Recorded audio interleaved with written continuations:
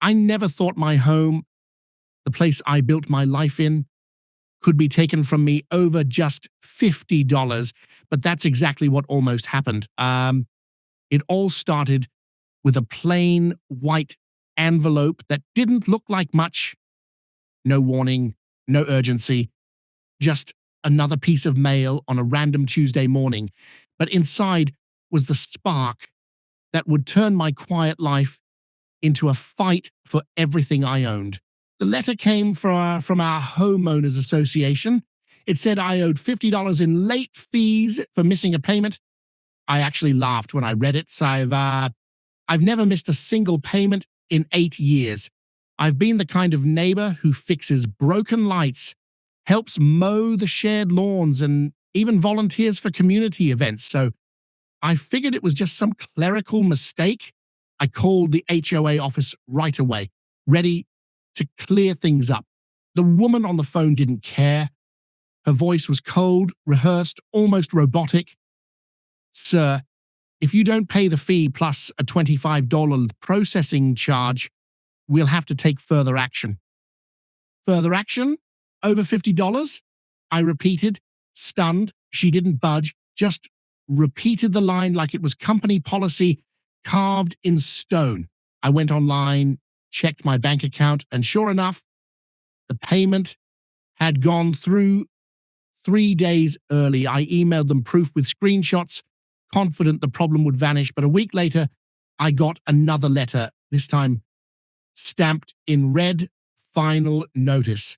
That's when it hit me. This wasn't about money anymore. The tone of the letter was threatening, legalistic. It said the HOA could initiate property lien proceedings if I didn't pay immediately. I couldn't believe what I was reading, a lien over $50. That evening, I caught our HOA president, Mr. Dalton, walking his dog. I tried to explain calmly, even showed him the proof on my phone. He barely looked at it. His lips curled into a smirk. "You'll have to deal with the management company," he said. "I don't handle individual disputes." Then he just walked away. That smirk burned in my mind all night. It wasn't just arrogance, it was power. The kind that hides behind rules and paperwork. I didn't sleep. I kept replaying his words, wondering how someone could be so indifferent about threatening someone's home. Then came the certified letter. Thick envelope, heavy paper, legal wording that felt like a punch to the chest.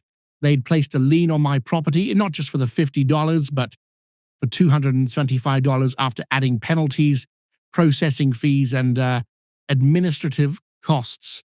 In 1 week, a simple error turned into a legal claim against my home, the same house I worked 20 years to pay for, now tangled in a system that didn't care about truth or fairness. I realized something that day. It's never just about the money, it's about control. The morning after that certified letter arrived, I sat at my kitchen table staring at the paperwork spread out in front of me. My coffee had gone cold, my hands still trembling from anger. A lien over $50. The words looked unreal on paper, but the legal stamp at the bottom made it all too real. My wife tried to reassure me. "It'll work out, honey, just call them again." But deep down, I knew this wasn't a mistake anymore. This was intimidation. I called the HOA's management office again, this time recording the call. The same woman answered, same flat tone. I explained everything, told her I had proof of payment, that the lien was completely unjustified. She paused for a long moment and said, "Sir, once the lien has been filed, there's nothing I can do. You'll need to pay the balance in full to remove it." "In full?" I asked. "You mean the $270 you invented?" She replied calmly, "Yes, or the amount may continue to increase with additional fees." It felt like a trap, a system designed to wear you down until you just give up and pay. But I wasn't ready to surrender my home to their arrogance. I called a local attorney. A neighbor recommended him. His name was Frank, older guy, straight shooter, gray hair, coffee-stained shirt. He looked through the papers and shook his head. They do this all the time, he said. They count on people being too scared or too broke to fight back. But you've got proof. We can challenge this. Frank helped me draft a formal dispute letter, complete with copies of my payment records, and a demand to remove the lien immediately. We sent it certified mail and email, both. Then, just to make sure they couldn't ignore it, I printed 5 copies and delivered one straight to the HOA office myself. The receptionist gave me a look that said, "Oh, you're one of those homeowners." Days turned into weeks. No reply. Then, out of nowhere, I received an email, not from the HOA, but from a local collection attorney representing them. They were threatening to escalate enforcement unless the balance was paid in full within 10 days. My stomach dropped. Frank told me this was a scare tactic, but he also warned me how far they could take it. If they push it hard enough, he said, they can try to foreclose, even for something this small. It's insane, but legal in this state. Foreclose. That word hit harder than anything before. I felt my world tilt. The fear, the disbelief, the rage. I'd done everything right, and somehow I was the one being treated like a criminal. That night, I wrote an email to every homeowner in the neighborhood. I told them my story, the $50 fee, the lien, the threats. Within a few hours, my inbox exploded. Turns out I wasn't alone. Other neighbors had been fined for nonsense too. A trash can left out too long, a faded mailbox, even grass an inch too tall. The HOA had been nickel and diming people for years, and most had just paid to make it go away. Suddenly, it wasn't just my fight. It was our fight. Well, we formed a small group, met at the community center, and shared stories, documents, proof. Frank helped us understand our rights. The more we uncovered, the uglier it got. Overcharges, hidden fees, even false reports. The HOA board, led by Mr. Dalton, had been approving all of it quietly. It stopped being about $50 long ago. It was about power, and we were finally pushing back. What started as one homeowner's fight was about to explode into a neighborhood rebellion, and the HOA had no idea what was coming. If you believe no one should lose their home over greed or lies, hit subscribe, because in the next part, the truth finally comes out. Would you like me to move on to part 3, the final part, where the confrontation happens and the bittersweet justice ending unfolds?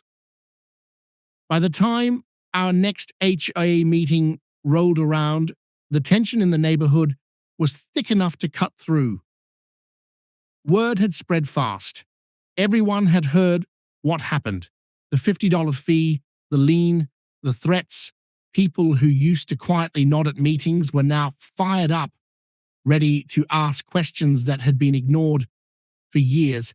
I walked into that meeting with my folder of documents under my arm, heart pounding, but my head clear. I wasn't there just for me anymore. I was there for everyone who had been bullied by a system that treated homeowners like they were disposable.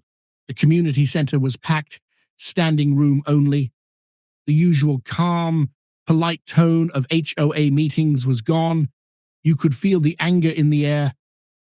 Mr. Dalton sat at the front, confident as ever, adjusting his tie like he was untouchable. But this time, people weren't afraid to speak up. A woman named Cheryl stood up first and told everyone how she'd been fined $200 because her flower pots didn't match the neighborhood theme. Then an older man said his late wife had gotten warnings over a mailbox color that wasn't even against the rules. The stories kept coming, one after another. The more people spoke, the smaller Dalton seemed to look. When it was my turn, I stood and held up the certified letter, the one that placed a lien on my home over 50s. The crowd went quiet. This, I said, is what happens when people who are supposed to protect our neighborhood start using their power to control it instead. I laid out everything, the proof of payment, the unanswered emails, the threats from their attorney, and then I played the recording of my call with the management office. The room gasped as everyone heard the rep admit that their system sometimes doesn't update payments in time. Dalton's face went pale. He tried to interrupt, but Frank, my lawyer, who was sitting in the front row, stood up and said, firmly, let him finish. By the time I was done, the crowd had turned. Homeowners were demanding answers, demanding resignations. A few board members looked like they wanted to disappear. Dalton muttered something about policy and procedure, but it didn't matter anymore. The illusion of control had cracked wide open. Within a week, an emergency vote was called. The homeowners voted out the entire HOA board. A new one was formed, real people from our community, people who'd lived the same struggles. The lien on my home was removed. They even sent a written apology, though it felt hollow after everything. Still, I didn't feel like celebrating. Yeah, we won, technically, but I'd seen too much to call it justice. My credit had taken a hit. I'd spent weeks fighting sleepless nights, and the fear of losing my home had changed something deep inside me. One night I sat on my porch watching the sunset. The air was calm again. My home looked peaceful, but I couldn't help thinking about how close I do come to losing it. Not to a bank, not to bad luck, but to a system that was supposed to protect homeowners like me. That's the thing about HOAs, and they start as an idea of community, but too often they forget what community means. It's not about power or fines or threats. It's about people. And once that's gone, no amount of rules can fix what's broken. I didn't get revenge. I didn't want it. What I wanted, what we all wanted, was respect. And that finally we earned. I thought I was fighting over $50. Turns out I was fighting for my home, my neighbors, and the truth. If you believe no one should ever face this kind of abuse again, subscribe. Because stories like this deserve to be heard loud and clear.